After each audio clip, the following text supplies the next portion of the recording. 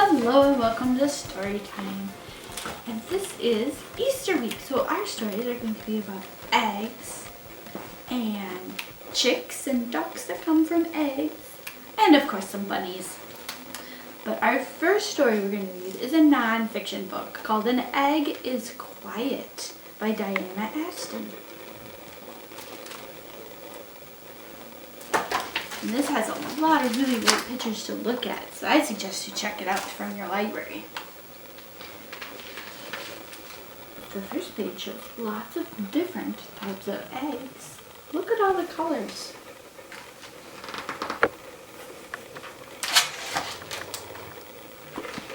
An egg is quiet.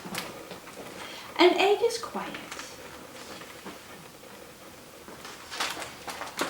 It sits there under its mother's feathers, on top of its father's feet, buried beneath the sand, warm, cozy.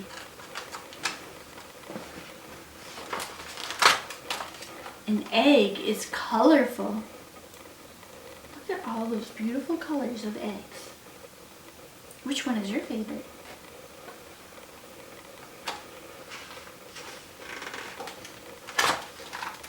An egg is shapely. There are round eggs, there are oval eggs, there are pointy eggs, there are even tubular eggs.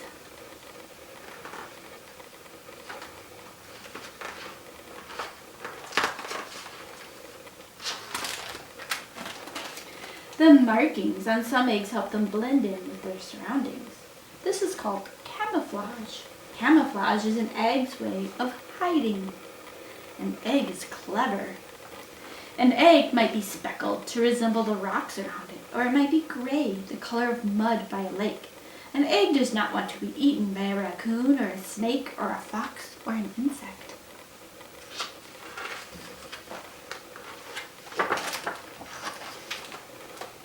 Eggs come in different sizes. An ostrich egg can weigh as much as 8 pounds.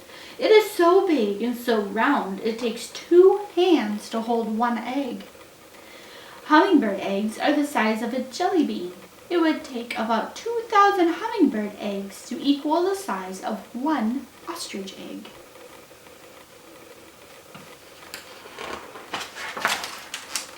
An egg is artistic.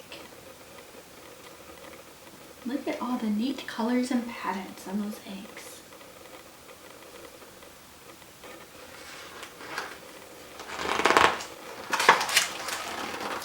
An egg is textured. These are hard eggs, and soft eggs, and gooey eggs. There are smooth eggs and rough eggs.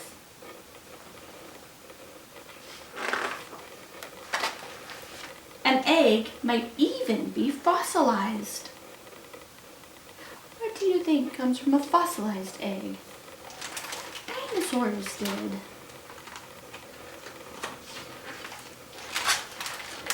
An egg is giving. An egg gives the little creature growing inside it everything it needs. The shell is its home, the yolk is its food, the egg white, or the album, is its pillow. The shell is covered with teeny tiny holes, which allows air to enter.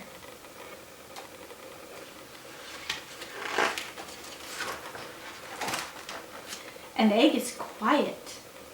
Then suddenly, an egg is noisy. Cheep, cheep, cheep, cheep, beep, beep, cheep.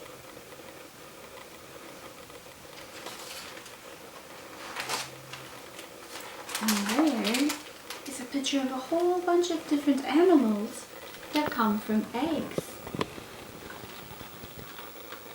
So some insects come from eggs, birds.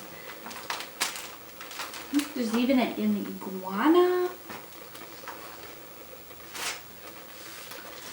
And that is it. But I suggest you check this one out so you can look at the pictures really closely and see all the colors and pictures. Alright, our next story is The Great Eggscape by Jory John and Pete Oswalt.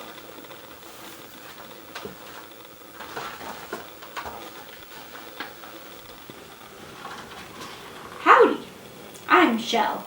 An egg. How's it going? It's just me today. I'm on my own. The other eggs, where are they? Good question.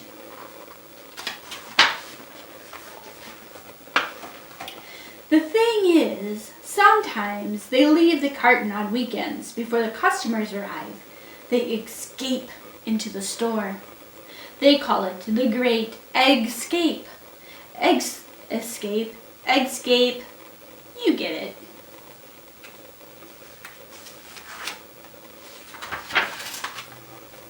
Me, I'm not really in the mood to run around. If you want to know the truth, I'd rather just sit here. I don't mind a little me time. No reason to go frolic with everybody else. I prefer adventures of imagination. It's quite peaceful here without the other eggs. Sure, there's a part of me that wonders what they're doing right this very moment. I have a few guesses.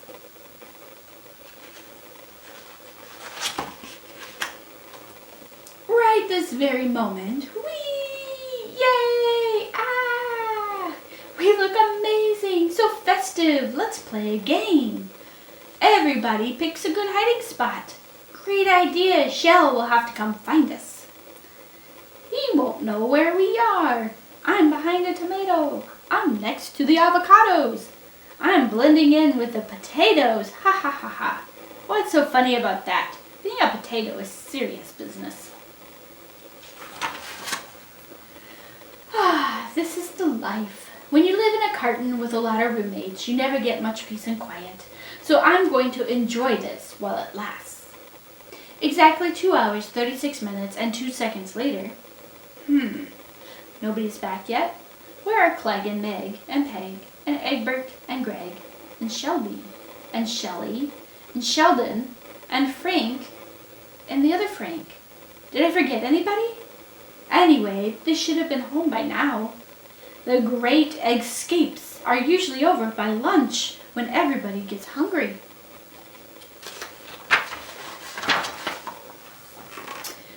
I'll just wait a few more minutes.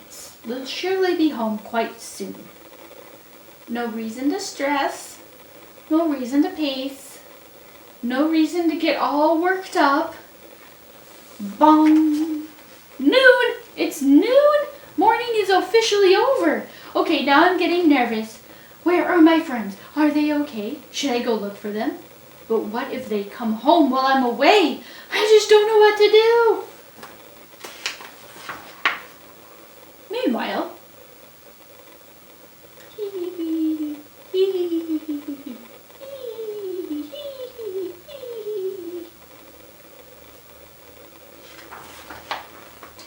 I must find them. Where do I start? Maybe in aisle 1. That seems promising. Pickles? Pickles? Pickles? It's all pickles. Sheesh. Wait, Greg? Is that you? What are you doing by the pickles? And why are you painted like a galaxy in outer space? I'm hiding! But why? Why not? Well, I found you. Indeed you did, Shell. Indeed you did. Shall we look for the others? Indeed. Found you. Found you. There you are. Found you. Is that everybody? Line up, eggs. Let's see. We have you and you and you and you and you and you and you and you and you and you. That's 10 eggs plus me, which equals 11. Just wait a minute. Where's Meg? Has anyone seen Meg? Meg! Wait, where are you guys going? To get some lunch, Shell, then maybe take a nap. Hide and seek is tiring. Meg will turn up eventually. She always does. Eggs! Halt! As the old saying goes, if a fellow egg is hiding, we must look until we find them. Or maybe that's a new saying. Anyway, we're not finished until we all get back together as a dozen. Got it? Good. Let's go. Greg, search the high shelves. Peg, check the low shelves. Clegg, don't forget the middle shelves. Sheldon, go through that bag of marshmallows. Shelby, comb aisle 5. Egbert, investigate aisle 6. Me? I'll scour the discount aisle. Meg has got to be around here somewhere. Shell, I found a note by the cash register. It might be a clue. Well, read it, Greg. Okay, you don't have to yell. If you want to find an egg, just like a pot of gold, go where things are sold in bulk and look for something bold. It was a clue, Shell. It is a clue. Indeed, Greg, indeed. Bulk, bold, bulk, bold, bulk. Wait, I think I've got it. Follow me, eggs to the bulk bin aisle. Onward. Wow, there are so many bins. Which one is the right one? How would we know? Shell, remember how the clue said to look for something bold? Do you think Meg is hiding in there? Of course. Peg, of course. Bold coffee. Egg, shoulder stack. Unite. Knock, knock. We know you're in there, Meg. Oh, hi. I thought you were never going to find me. Nice work, Shell. Glad you found your way out of the carton for once and into the world. Thanks, Meg, but it wasn't just me. We found you as a group, and now we're back together again. Woo! Your egg. Looking for eggs is fun. Finding eggs is more fun. But most fun of all is a chance to frolic with your friends. Say, when is the next great Eggscape? Shall we do this again tomorrow? Indeed we shall. And that is the end of that one. And the next story, to mix it up a little bit, we're going to read about a bunny. The title of the story is Wolfy the Bunny, written by Amy Dickman.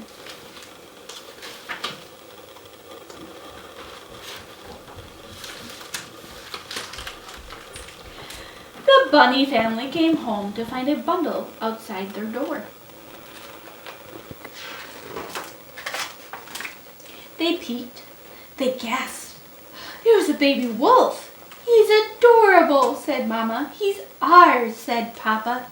He's going to eat us all up, said Dot. But Mama and Papa were too smitten to listen. Wolfy slept through the night. Dot did not.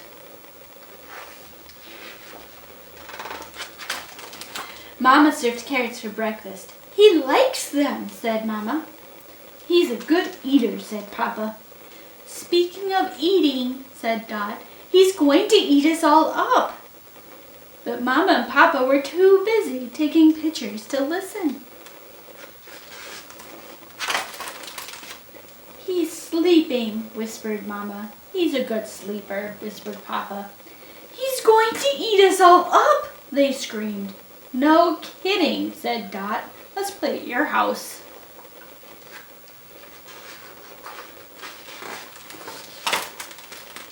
For the first time, Wolfy cried, but Dot was too far away to hear him. When Dot returned, Wolfy was waiting. Everywhere Dot went, Wolfy went too. He's drooling on me, said Dot. He's a good drooler, said Papa.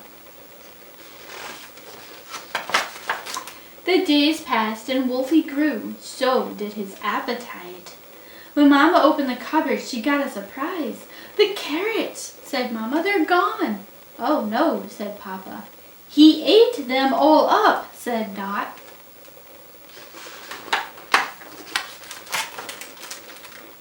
Dot fetched the carrot bag, but she did not get far. He wants to help, said Mama. He's a good helper, said Papa. He's going to... Oh, skip it, said Dot. I've got my eye on you, Buster.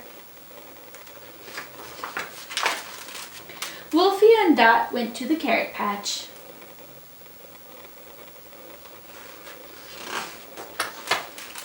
Dot was picking one last carrot when Wolfy's mouth opened wide. I knew it, cried Dot. On guard! But Wolfy wasn't looking at Dot.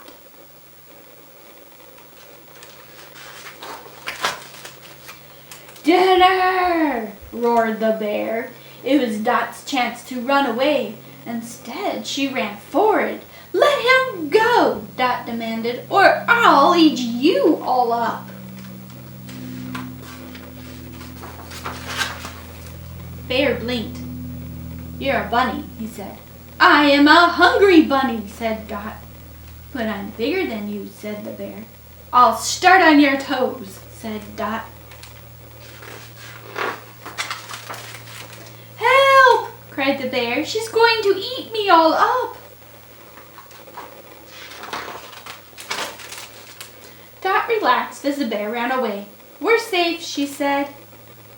Then Wolfy pounced. Come on, little brother, let's go home and eat.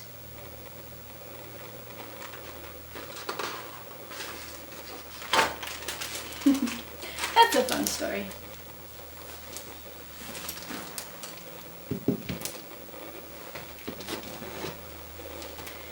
Next story is titled Egg by Kevin Hanks.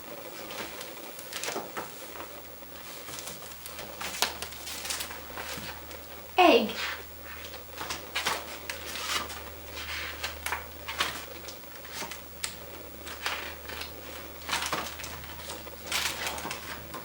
Egg, egg, egg, egg. Crack, crack, crack. Egg. Surprise, surprise, surprise. Egg. Goodbye, goodbye, goodbye. Egg. Waiting, waiting, waiting, waiting, waiting, waiting, waiting, waiting. Listen.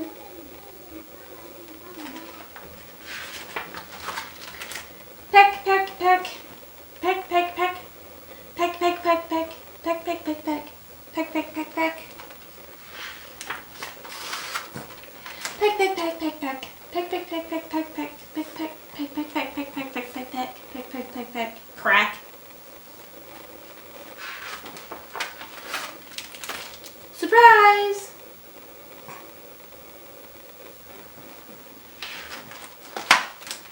Alone, sad, lonely, miserable.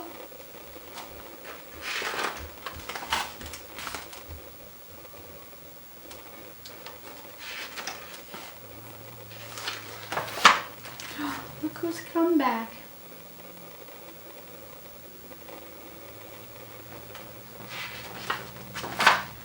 Friends.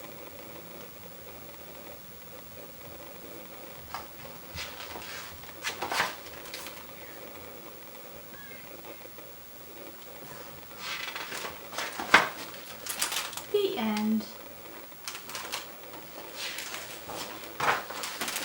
Maybe. So what do you think is the next part of the story?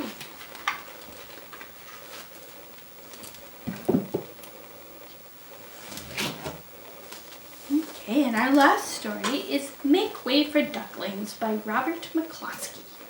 And this is a Caldecott winner.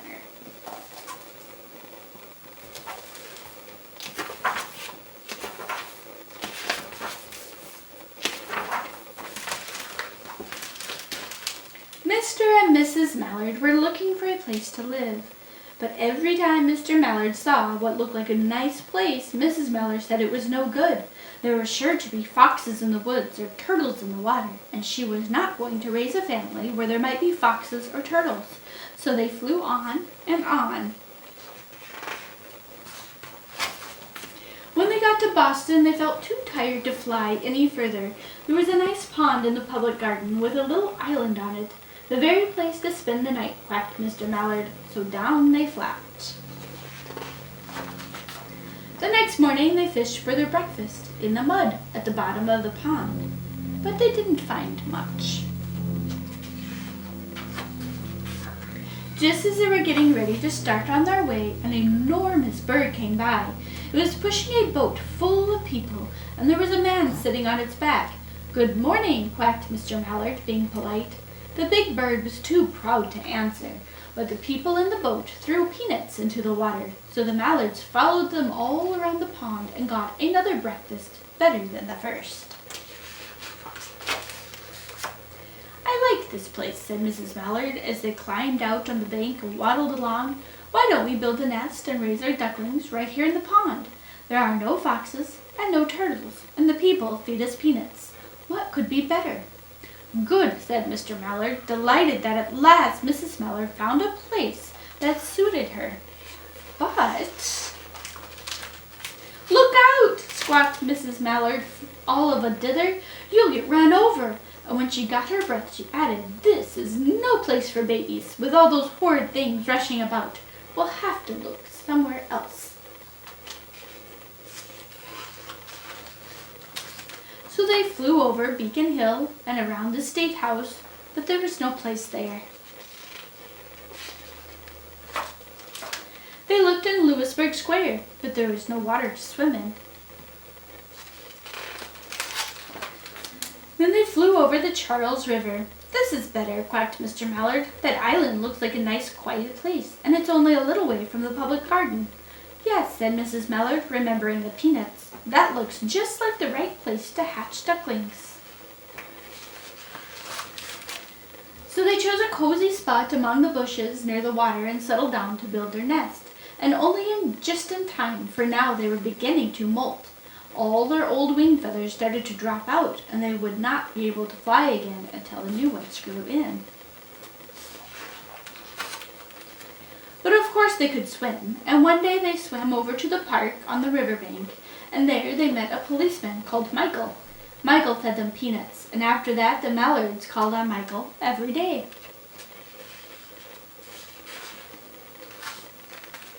After Mrs. Mallard had laid 8 eggs in the nest, she couldn't go visit Michael anymore because she had to sit on the eggs and keep them warm. She moved off the nest only to get a drink of water or to have her lunch or to count the eggs to make sure they were all there. One day the ducklings hatched out. First come Jack, then Cack, then Lack, then Mack, and Knack, and Auk, and Pack and Quack. Mr. and Mrs. Mallard were bursting with pride. It was a great responsibility taking care of so many ducklings, and it kept them very busy. One day, Mr. Mallard decided he'd like to take a trip to see what the rest of the river was like further on, so he set off. "I'll meet you in a week in the public garden," he quacked over his shoulder. "Take good care of the ducklings." "Don't you worry," said Mrs. Mallard. "I know all about bringing up children." And she did. She taught them how to swim and dive,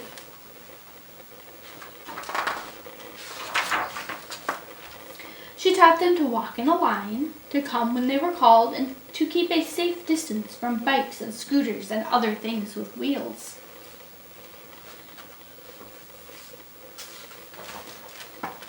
When at last she felt perfectly satisfied with them, she said one morning, "Come along, children, follow me." Before you could wink an eyelash, Jack, Cack, Lack, Mack, Knack, Auk, Pack, and Quack fell into line just as they had been taught. Mrs. Mallard led the way into the water, and they swam behind her to the opposite bank. There they waded ashore and waddled along until they came to the highway.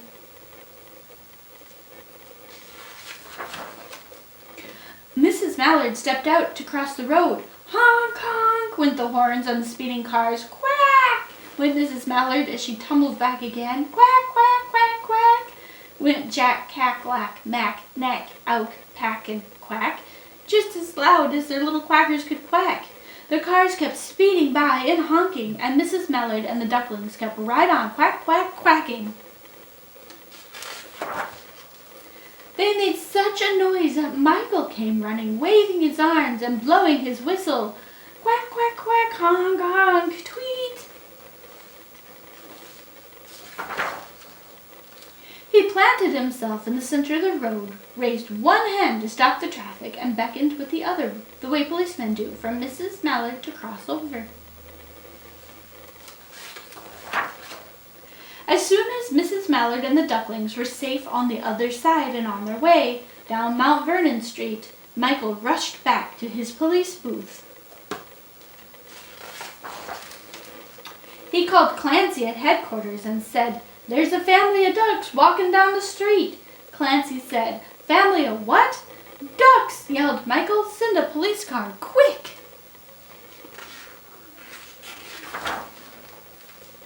Meanwhile, Mrs. Mallard had reached the corner bookshop and turned onto Charles Street with Jack, Cack, Lack, Mack, Knack, Auk, Pack, and Quack, all marching in line behind her.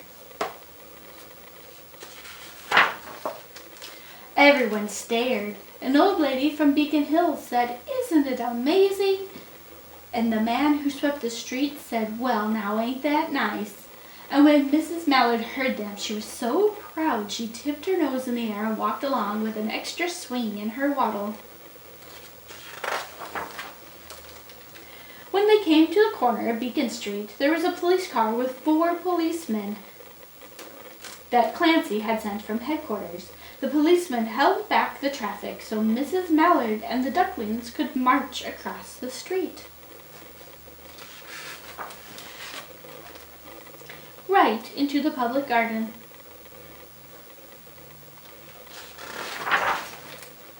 Inside the gate, they all turned around to say thank you to the policemen. The policemen smiled and waved goodbye. When they reached the pond and swam across to the little island, there was Mr. Mallard waiting for them, just as he had promised.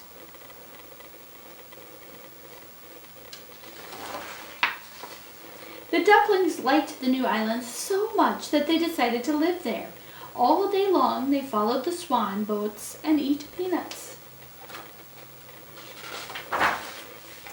And when night falls, they swim to their little island and go to sleep.